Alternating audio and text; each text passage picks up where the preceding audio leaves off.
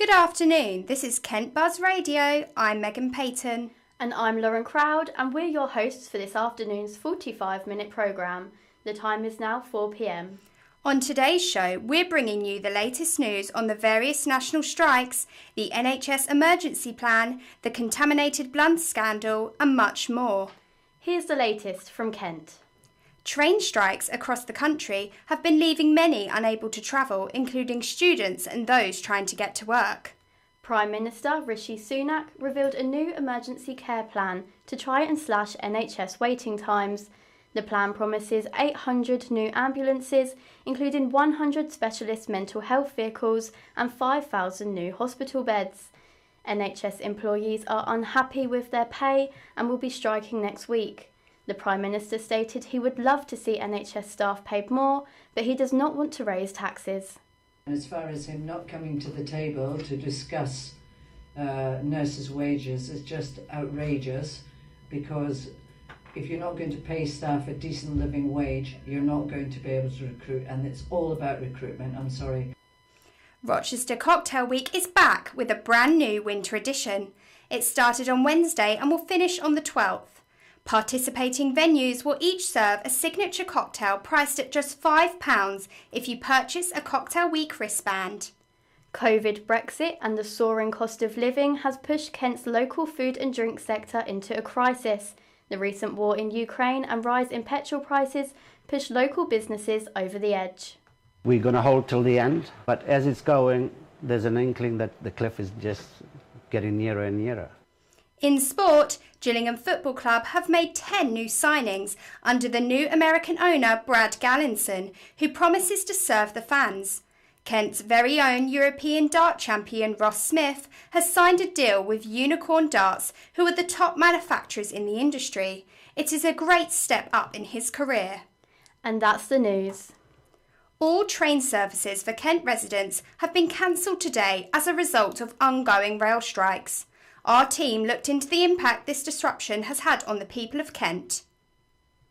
ASLEF, the nation's union for train drivers, issued a warning yesterday that no South Eastern, Southern or Thameslink services would be able to operate today in Kent. This coincides with national industrial action, with today being the second 24-hour rail strike this week. Drivers are striking as part of the long-running pay dispute at 14 train operating companies, leaving passengers facing disruption around Britain. I had no idea that there was a train strike. Apparently there's a strike, isn't it? So yeah, I just come all the way here thinking there's going to be a train because I need to get back to London, and the train station's just shut. All of my trains have been cancelled today due to the South Eastern strikes, which is really annoying because it means that I can't get into work. All of my meetings have to be on Teams, and I'm just sort of losing that sense of teamwork that you get in the office. Justine Greening, the Transport Secretary during public sector pension strikes in 2011, spoke on how government should respond. No easy choices for ministers, and I think a race against time really to try and resolve things before the public starts to lose patience. It's just exhausting to think about the disruption that we're going to have through February. No further strikes are planned by any of the rail unions. However, ASLEF warned that further dates may be staged following disagreements in pay dispute negotiations. Normal services are set to resume from tomorrow, with trains starting at their usual time. Morning services on many lines may also be disrupted on Saturday, as trains could be out of position after the strike. Kieran Webb, Kent Buzz News. As the NHS goes into freefall with the sudden onslaught of strikes, the UK Prime Minister Rishi Sunak has unveiled an emergency NHS plan to support the healthcare system. The government have committed to providing 1,000 more hospital beds and 800 additional ambulances as part of a strategy to fix emergency care in the NHS. As Prime Minister Rishi Sunak turns down talk about making adjustments to the salary for nurses. However, ahead of the major strikes of NHS employees next week, he stated while he would love to see the NHS employees paid more, he does not want to raise taxes to fund it and is seeking to control inflation. Nurses and doctors are not happy with these terms, as more supplies will not make up for the staff shortage and overcrowded A&E centres. As I spent 6 hours in A&E this week for some stitches, it is obvious the situation isn't getting better. I spoke to 2 urgent care nurses who shared their opinion on the strategy to fix their emergency care situation. I'm a nurse working in urgent care for many years, I've had a chance to assess the government's contingency plans on fixing the crisis in A&E. So as far as I can see, they're going to create 3,000 hospital home beds, and they're going to throw 800 ambulances into the mix as well. However, they've forgotten that they need staff for these things, and as far as I can see, we don't have enough staff to go around the departments that we've got at the moment, far less recruiting into all these jobs. And this 3,000 hospital at home beds doesn't make sense to me. They're suggesting that there'll be 50,000 patients seen in a month in these beds, which breaks down to 16,500 per bed per month, which is 50 patients a day. I just don't see that happening. And as far as him not coming to the table to discuss nurses' wages, is just outrageous, because if you're not going to pay staff a decent living wage, you're not going to be able to recruit, and it's all about recruitment. However, another issue which has been overlooked by the government could be the lack of funding in social care centres. The social care system needs rethinking. We have people in hospitals who no longer need to be there but cannot be discharged because they have nowhere else to go and no spaces in other healthcare settings. As the government did not factor in these issues, it does seem like the emergency care plan will not work. Diana Gallen reports for Kent Buzz. In Kent, 7 care homes have been ranked as either inadequate or requiring improvement since the start of this year. Isabel William reports. Healthcare watchdog the Care Quality Commission has rated 6 care homes in Kent as requiring improvement since the start of 2023, with 1 care home even being rated as inadequate. In these care homes, the leadership and safety has been flagged as a reason for concern. Only 1 month into the year, it is not a good start for Kent. John Scott from the Care Quality Commission believes that Kent overall is doing quite well and we shouldn't panic. I have seen it in the past that figure be a lot larger in Kent. But I think, at the minute, it's just about 18 services, but we will be concentrating on those services to make sure they improve. If it doesn't improve, we will take action. Harry Whittaker, 20, from Orpington, has worked in 2 care homes over the years. From this experience, he has learnt the importance of quality care. At the end of the day, even though they're getting to the end of their lives, they're still people. They're still important. They still live, they still contribute so much. And I think, I think we should give them the best care and the best treatment. The first care home he worked in was ranked as good by the CQC, and the other was requiring improvement. He noted that there was a clear difference between the two. I wouldn't say it's a bad care home, but there's definitely need for improvement, and certain things requirements just aren't being met. But it's definitely improving now. As the year goes on, more reports will come out about the progress of these care homes. Let's hope the future is bright for Kent's care. Isabel Williams, Kent Buzz. The county's food and drink industry are suffering the most out of any other sector and are on the brink of collapse. But by slightly adjusting our shopping habits, we could all play a vital role in reversing its fortunes.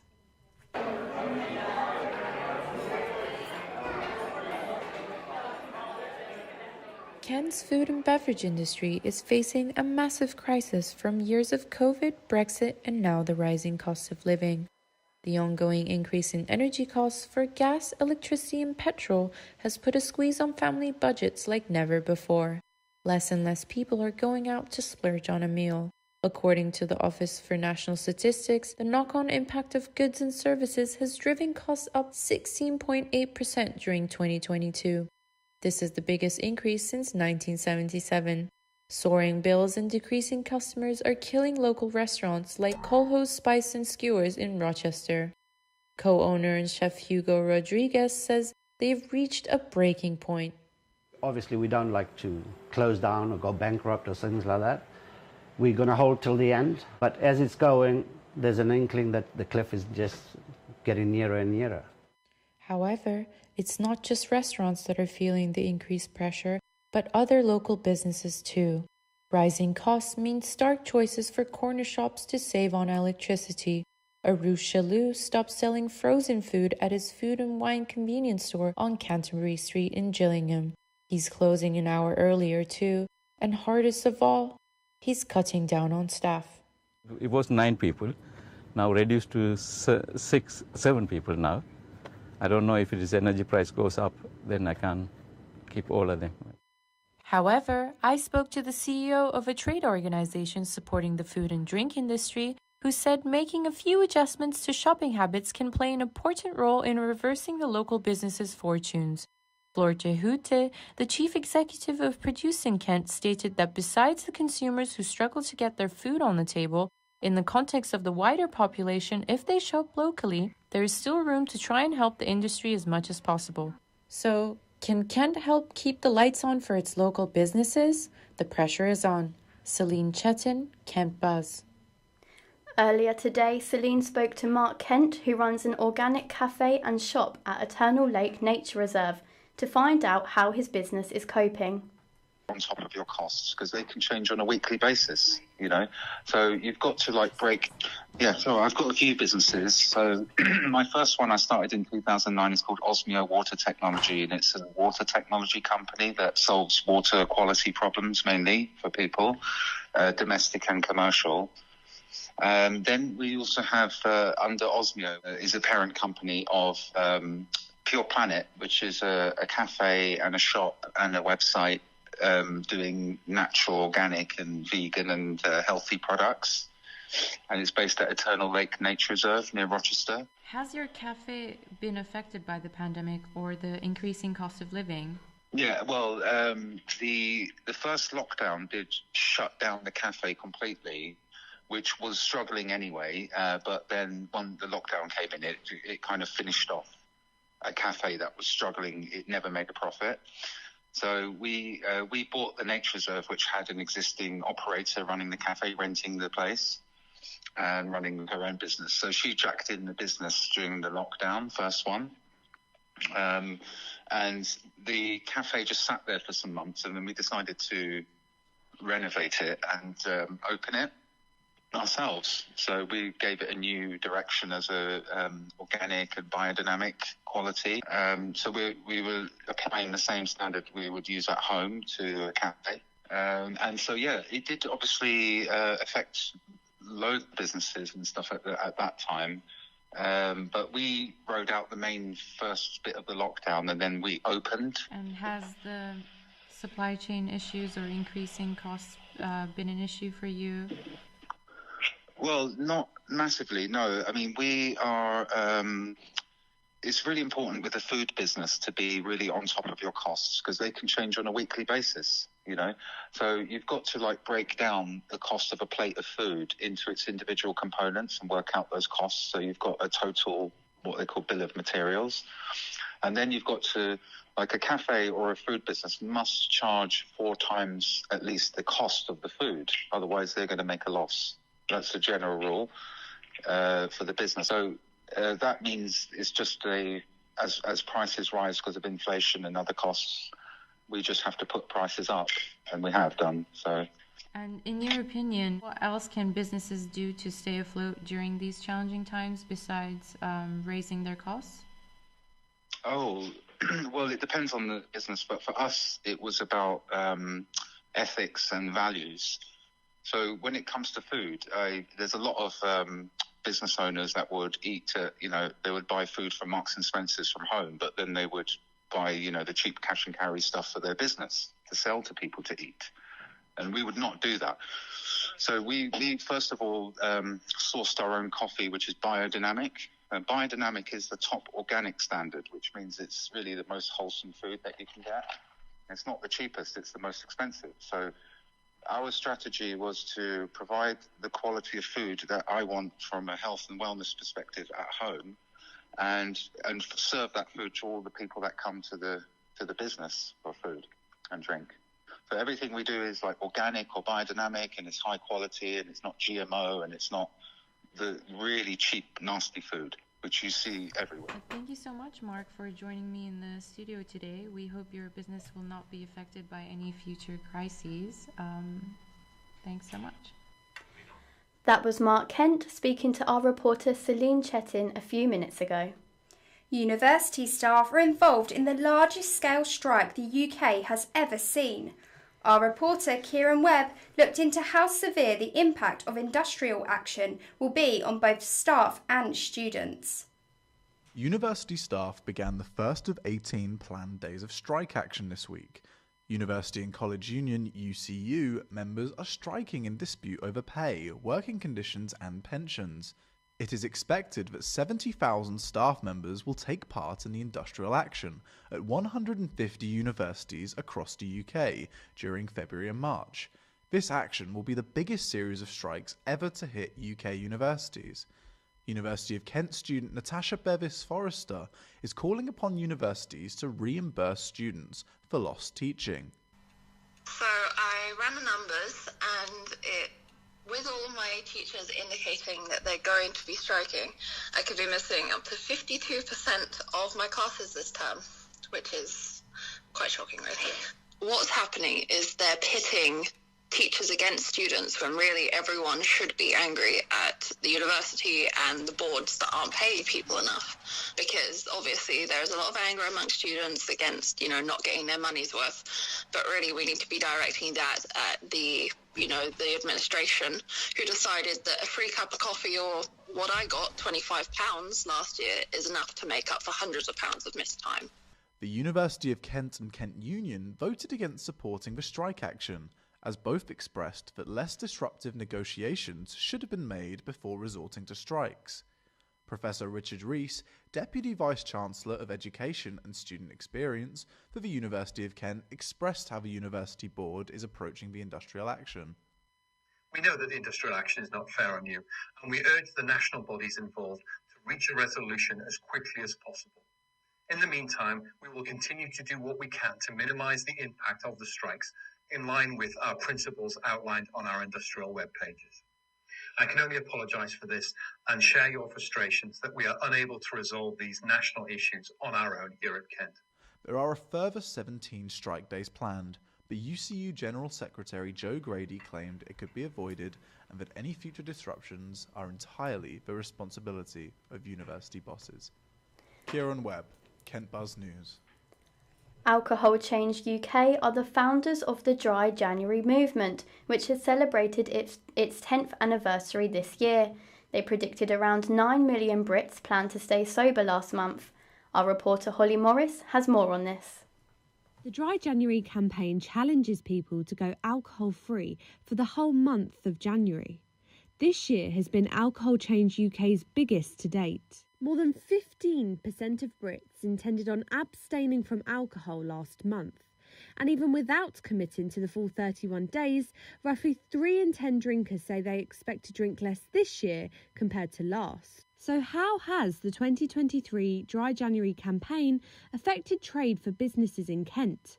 I spoke to the General Manager of Contemporary Pubs, Will Thompson. So being in the midst of Dry January, it has obviously been a little quieter on the wet trade at the moment, but we have an offering of non-alcoholic gins and beers which seem to be going down quite nicely for those that are sticking out the Dry January.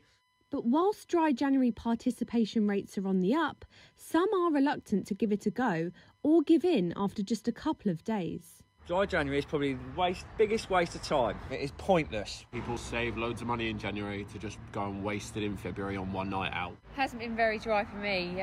Unfortunately, I just couldn't do it. Work's too stressful. Meanwhile, others have done much better than I thought I would. And are much more sober curious. I don't understand why people find it so difficult. I do it every year and it's just so easy for me. Alcohol Change UK says a Dry January increases energy, makes you sleep better and improves your mental health and concentration. But what happens now that Dry January is over? Will February see an increase in alcohol consumption? According to Alcohol Change UK, 20 people in the UK die every day as a result of alcohol. Binge drinking isn't the answer, but is there a compromise? Holly Morris reporting for Kent Buzz. Rochester is hosting their first Winter Cocktail Week, an initiative to bring people together in the historic town following on from the annual Lull Hospitality Sea in January. Our reporter Eve Kelly went out to find out more about the Tipsy event. With Dry January now over, it's become socially acceptable again to touch your favourite tipple, and the perfect excuse for that is Rochester Cocktail Week. For the first time ever, Rochester Cocktail Week is doing a winter edition of their event, which runs from the 1st of February until the 12th. The idea behind the event is that everybody who wishes to get involved buys a wristband and then can enter any of the 28 participating bars and restaurants for cheaper cocktails and access to each of their one-off signature specials for the week. From George Vaults to Cafe Nucleus, there are so many different venues to suit everybody's taste. I spoke to Carol Edwards from Rochester Bar to see how they are getting involved in the action. Are you excited for Cocktail Week? Well, I work at Rochester Bar and it's a really exciting event. Started yesterday, Wednesday, and it's only on for 12 days. And it should be great for everyone as everyone's been struggling financially in January. So what are you actually doing for Cocktail Week then? Oh, well, we've got special cocktails made especially for the actual event, and ours is the Medway Mule. It's a take on the Russian classic made with vodka, ginger ale, mint and lime. Oh, it's sublime. And why do you think Cocktail Week is going to be good for Rochester? Well, it's bringing people into Rochester, it's giving it a buzz to the place and bringing welcome money to our bars, which we really need. This event should help the small businesses in the hospitality industry that have to fight their way through January to financially survive after everybody blows their budget at Christmas, and hopefully bring more people into Rochester and the surrounding Medway towns. To get the £10 wristband that gives you access into the event, you can buy them online and plan your night using their map, which displays all the participating venues. But it'll be hard to get lost when 19 are in Rochester's main high street. But be sure to wear the band out to take full advantage of your night. The UK observed Time to Talk Day this week, encouraging people to speak about their mental health. It comes just after the UK government have dropped their 10-year mental health plan, replacing it with their major conditions strategy. Charlie Gurr reports. Time to Talk, a day where the UK are encouraged to speak openly about their mental health with others. But this year, the main talking point was about the government's decision to scrap their 10-year mental health plan. This was replaced by the major conditions strategy, a strategy that encompasses mental health with other conditions including cancers and Alzheimer's disease. Mental health charity Mind expressed its disappointment with the decision.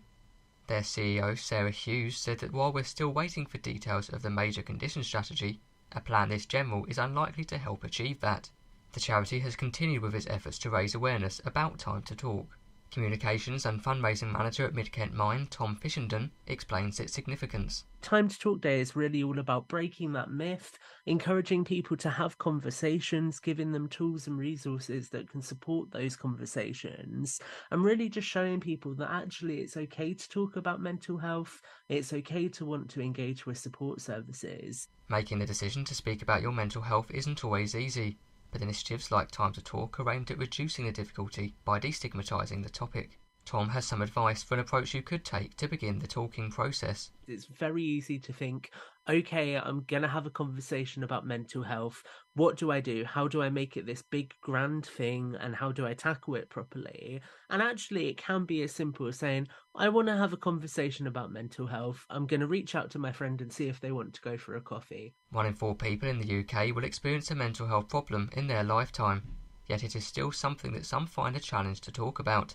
Daisy Liddell helps with communications in the Student Support and Wellbeing Department at the University of Kent and believes Time to Talk is a step towards a more accepting society. Having a scheduled day where people come together and discuss their mental health really helps destigmatise the conversation overall in wider society. And completing fun tasks together while you talk about mental health makes the conversation less serious and less scary. The University of Kent put on a number of activities for the occasion. Joshua Stevens works within the student services at the university and helped facilitate these events. So we had some craft activities in the library, and we also had an event in our community garden in Canterbury. So that was all to help people find a more comfortable situation to talk about their mental health in, besides just a traditional therapy setting. The campaign may be over for this year, but charities like Mind hope conversations about mental health will go on, and that the government won't go silent when it comes to mental health provision. Charlie Gurr for Kent Buzz. The infected blood inquiry reached the end of a series of public hearings today. It started in 2018 and has heard testimony from 370 witnesses. Our reporter Holly Morris spoke to a charity involved in supporting those affected by the contaminated blood scandal. The Infected Blood Inquiry has been a long-running UK public inquiry into what has been called the worst treatment disaster in the history of the NHS. It was launched to investigate why infected blood products were being used to treat NHS patients between 1970 and the early 90s. It is thought that tens of thousands were infected with HIV and hepatitis after being given a blood transfusion. Meg Griffiths is the head of communications at the Hepatitis C Trust. They are one of the core participants in the inquiry and have provided evidence for those they've supported in getting justice. We know that there are still people out there because since January, we've had 3 calls from people to the helpline saying they've just been diagnosed because of contaminated blood. There is a pot of money available from the government which you can have access to if you were infected from contaminated blood. But Meg explained that it is a very difficult process getting hold of that money. Previously, people couldn't access the money because they can't prove that they were given a blood transfusion because it's not on their medical record. This is because the NHS often destroys medical records or they conveniently go missing. The money that's been given so far, it's really not enough compared to what they've been through. Those that have lost parents to hepatitis C or HIV because of contaminated blood don't have access currently to this financial compensation. Therefore, the charity are making strides to ensure all bereaved family members have access to this sort of support. What we need is a very simple framework so that people can get money as quickly as possible, because a lot of these people are going to die soon. We're going to run out of time. The Hepatitis C Trust want to ensure that in England, those affected by the contaminated blood scandal have access to free psychological support. In Wales, Scotland and Northern Ireland, they already have this. We also are hoping for a full apology from the government because they haven't given one yet. They haven't admitted their failings. In fact, many campaigners criticised former Prime Minister John Major's testimony at the inquiry after he said victims of the scandal had incredibly bad luck. Holly Morris reporting for Kent Buzz. And Holly joins me in the studio now. Holly, what's been happening today with the inquiry? Today has been a day campaigners have waited years for. A few minutes ago, I spoke to Nicola Leahy just after she came out of the final hearing. Nicola is now 71 years old and was infected with hepatitis C after blood transfusions in 1975 and 1980. Here's what she had to say about how she's been affected. It's changed my life. It's lost my future. It's I sort of put it into one of my closing statements I did. I've lost a lot of opportunities because of it. It's affected my family, and mentally and physically. It's affected me a lot. I didn't find out I'd got hepatitis C until 2009, which was a great relief in a way because I'd had 30 years of not quite feeling right all the time, catching everything that was going because my immune system's been so bad. I had to take early retirement because of the way that I had brain fog and I was so tired all the time. But then since then I had the treatment in 2010, which was horrible, and it's taken a good few years to get over that, and still have a lot of side effects from the treatment. You know, in some way it's a relief to find out, horrible to find out. And the way I was told it was horrible because I was driving along and the doctor just told me, oh, by the way, I've got the blood results back and you've got hepatitis C. Of course, devastating news because I knew then it was a life sentence. The inquiry has been going on for 4.5 years now. How are you feeling that today it has come to an end? I feel sad because it's the camaraderie that's been built up between all the victims, different communities. We help and support each other. We see each other. We have support groups, which hopefully will continue. But today we're apprehensive. We just need to get that final report out, which we've just been told will probably be September now. And then, of course, it's in the hands of the government. And so we're all just very concerned that the people are dying all the time, and we need to get that report out and action, and so that, hopefully people will see it in time before they die. And can anything they do now make you feel like there has been justice? And what do you think needs to change? To show that there's action, that people have admitted moral responsibility for what they've done and what they didn't do, and just they've listened to us, and we need to get our confidence back into the NHS. That we've suffered, we've been affected. There's people here that's been widowed, lost children, etc. And we just need to know that the government have finally accepted that there was a wrongdoing, and there are going to be lessons learned from that. That was Nicola, who had spoken to our reporter Holly Morris a few minutes ago. A 20-year-old is set to become one of the youngest landlords in Kent as he looks to revitalise the dying pub industry. Jack Mahatty reports.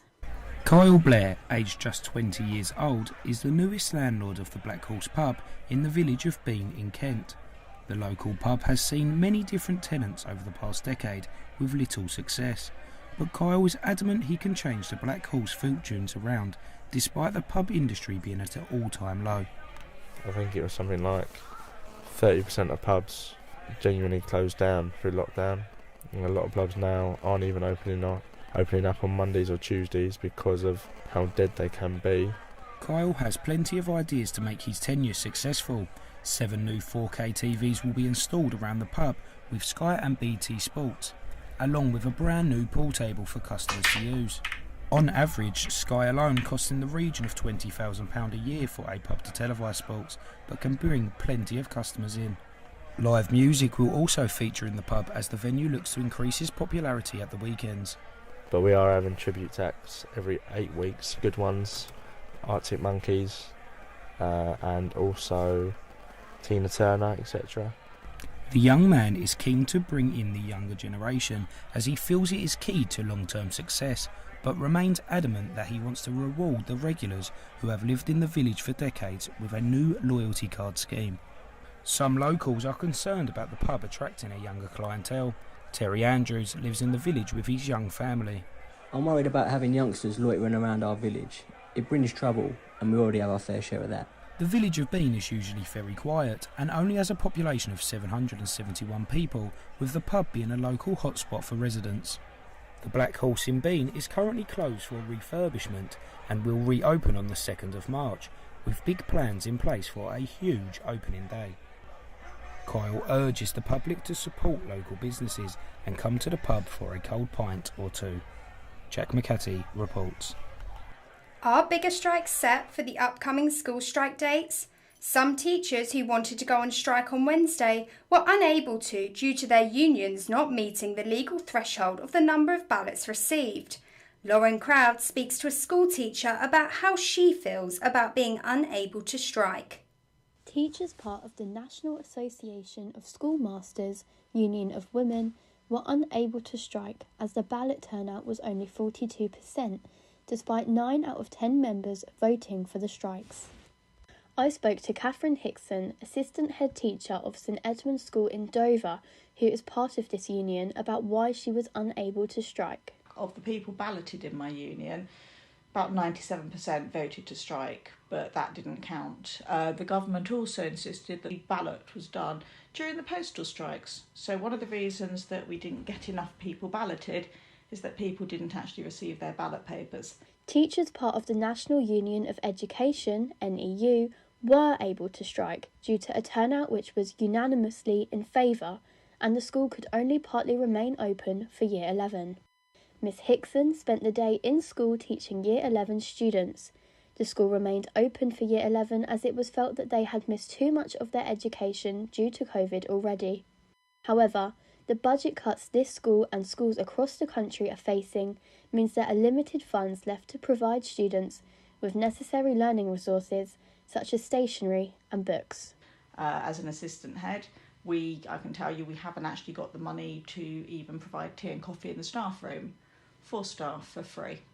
So we can't find 5% for everyone's wages.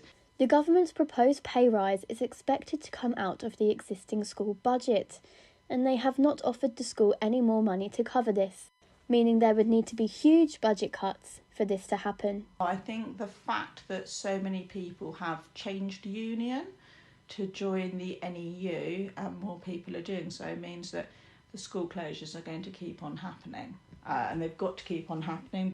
Rishi Sunak has promised fresh talks after the strike chaos which affected the majority of schools in the UK. But what will these proposals be, and what will future strikes look like as more people switch unions so they are able to strike? Gillingham is where it all started for the young entrepreneur Jodie Duamy. She went from working a normal 9 to 5 to working whenever she wants and earning money in her sleep. Our reporter, Nicola Pearson, speaks to students Jodie Duamy and Aisha Hall, both 20, about life after quitting their jobs to focus on their professions. A student at the University of Kent recently told social media about her success within the beauty industry and how her lash business, Millions Lashed It, led her to become a millionaire at the age of 20. So for me personally, I always knew that working a regular job wasn't for me. Not that there's anything wrong with a 9 to 5. I just always wanted to be my own boss and work for myself because I feel like it's so fulfilling. The recent post on Duame's Instagram has received some backlash from followers and viewers. In terms of negativity, I don't usually process negative comments just because I like to make sure my brain disregards any sort of negativity. There was a comment about me being boastful and projecting a false narrative about my lifestyle, as if being a lash technician hasn't led me to have the finer things and nicer things in life. I call them hate comments. No one is genuinely happy for you. On Instagram, a young entrepreneur and social media influencer reached out to Jodie, reassuring her that the comments were unlikely to get any better, but she will. Aisha Hall, also aged 20, left her job at Ladbrokes after earning her monthly paycheck for Ladbrokes in a week as her hairstylist. I think being an influencer has definitely helped me a lot because I can just control my own income, and I think it's a lot better than a 9 to 5 because it can actually take me somewhere. I'm following my passion. I'm doing something that makes me happy, and I don't think you can go wrong when you do that.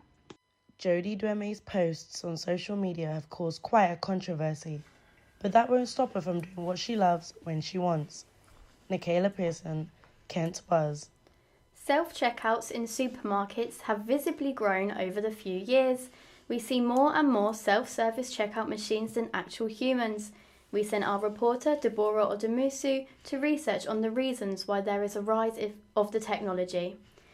So, Deborah, when did self-service checkouts begin? Self-service checkouts have started since post-war, and the shoppers in East London were introduced to a co-op. And ever since then, when years were going by and technology started to grow bigger, self-service, in my opinion, became the norm of our daily shopping. Why do you think technology changed the future of supermarkets? I think it's because we now live in a world where we don't need assistance and have to wait in a long queue just to buy a few things. And with the modern technology these days, we now have food delivered to our doors. It's really insane, and we have to avoid the whole walking process, and it's just become more accessible to those who can't even leave their homes, to those who are too busy to even shop for their families. Okay, so would you say that the self-service checkout machines are stealing jobs? Yes and no. Machines still need human support because, they're created by humans and they can't do jobs like stocking up the shelves or provide customer service. But on the other hand, big supermarkets do see this as an advantage to save money by not employing people. I talked to a data specialist, Christopher James, on how the rise of self-checkout machines affect those of the working class. If we were moving towards a kind of society where we could rest more and more money came in through the doors through other channels, then I don't think it would be a problem. But what we find in supermarkets, the lowest paid or, basic wage people do those jobs. And when you take those jobs away from these people, then you're going to cause a problem in society. I agree with technology, yes, but taking away people's job, is that sustainable for the future? and how much tax and money comes in. You know, Tesco's, Aldi, Amazon, you've mentioned. How much tax does Amazon pay in the UK? How much money are they giving back into our society? Is Tesco's run out of Poland now? I'm sure about how much money goes back into the UK economy. Schools will be parading through Maidstone this evening for the Light Up Maidstone Festival, which is taking place to encourage more people out of their homes in the cold month of February. Lauren Crowd reports. Schools will be parading through Maidstone this evening for the Light Up Maidstone Festival, which is taking place to encourage more people out of their homes in the cold month of February. Business Improvement District 1 Maidstone are working with Maidstone Borough Council and Cohesion Plus to deliver the festival, which will see the town centre lit up with light displays and interactive installations, as well as live and culturally diverse entertainment. Senior Marketing and Events Assistant Melissa Hanley spoke about why the event is taking place this month. It's one of those times of year, I think, where it's quite, it's a bit of a low month. It's quite dark still in the evenings. We've just had the January blues and just wanted to do something that would get the town, the community together. About 600 children will be flaunting their unique lanterns that they have made for the event. The lanterns were created in free artistic workshops delivered by Same Sky Arts, which many local schools have taken part in. The event is free, like most events organised by One Maidstone, as their aim is to encourage more people to go out into the town centre. Just really want it to be a really nice, positive, uplifting event that people are really going to enjoy and hopefully experience for the next few years. It is hoped this free event will encourage more people to enjoy time out during the cost of living crisis. This year is the first year Maidstone will be hosting this event. The Medway Lights Night took place in Rochester last year, with thousands gathering for the festival. It will also take place in Rochester this year, next Friday the 10th of February. Maidstone is hoping it will be as big a success for them this year as it was for Medway last year. It just means that if the event's free, then maybe people might have a little bit of money if they wanted to have a drink out or have a little cruise in the shops. But it's just a free event that everyone can be involved in. One Maidstone have also worked with Mind East Kent, who have made a wellbeing wall which will provide a QR code to take you to a website link with information on mental health help and financial support advice. Entertainment will begin in the town centre from 4:30 p.m, with the parade starting at Sessions House and finishing at Jubilee Square. More information is available on their Instagram page, @OneMaidstone. A performing arts school in Kent is offering free taster sessions to all schools in the area, and they want to spread the word. Dream Academy Performing Arts have been rebuilding student numbers after the pandemic nearly wiped them out. Megan Payton reports.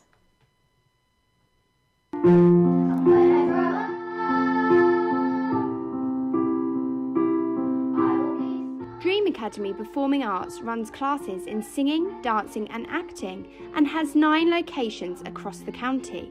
Chanel Ingram Spice is the deputy head and believes performing is for everyone. She wants to share this message, especially after recovering from the pandemic. We are a totally inclusive performing arts school and we take children from age 3 all the way up to adults. The company currently has just over 200 students. They unfortunately lost over half of their student numbers due to COVID-19. Dream Academy is offering free taster sessions to primary and secondary schools across Kent in return for leaflet distribution and an opportunity to advertise their classes to the children's parents. We're currently offering free trials at all of our venues across Kent, and we can't wait to offer more superstars and amazing spaces at our performing arts school. The children love their school and want to help spread the word. Let's hear from them and find out why they love attending their classes. I joined Dream Academy 2.5 years ago. I joined because I have such a passion for dancing and everyone here is so lovely and they make you feel so welcome and it's just a great environment to be in. I love Dream Academy because all the teachers are very welcoming and kind. They let anyone come, no matter who they are and where they come from. I joined Dream Academy when it first opened. I love it so much because it helped me grow in confidence. Performing arts classes can be expensive, And with other schools such as Razzmatazz, Stagecoach and Centre Stage being in the same area, it can be difficult to compete. One thing that makes us a unique performing arts school is that we try to be the most affordable in Kent so that anyone from any background can still come and perform with us. Performing arts can help to build confidence in children from a young age. If you think your child could benefit from performing, Dream Academy could be the perfect match for you. Megan Payton, Kent Buzz.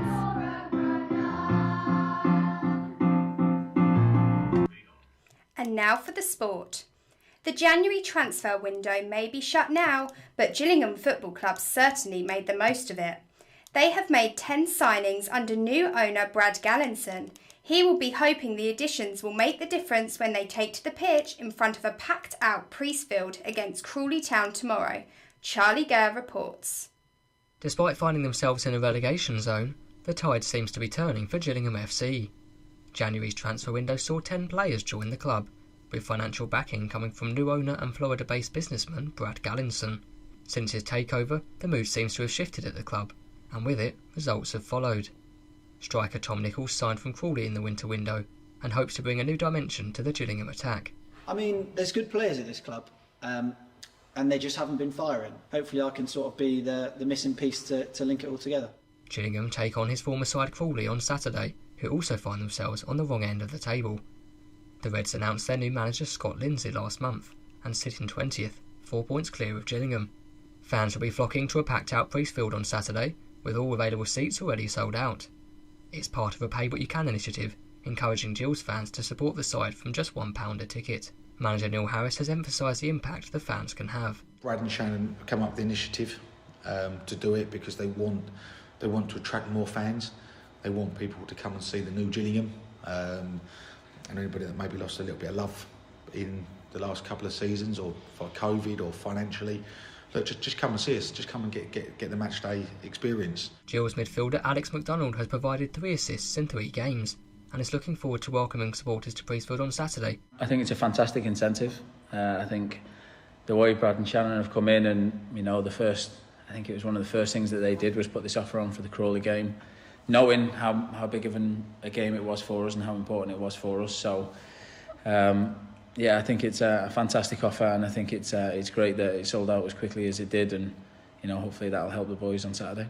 Over 8,000 people will be in attendance on Saturday, with Gills fans hoping for a win and 3 points that could take them out of the relegation zone. Charlie Gurr for Kent Buzz. I'm Megan Payton. And I'm Lauren Crowd. This is Kent Buzz Radio. For more great stories from Kent, visit our website at centreforjournalismprojects.co.uk/Kent Buzz. The time is 4:47 p.m. Have a great weekend.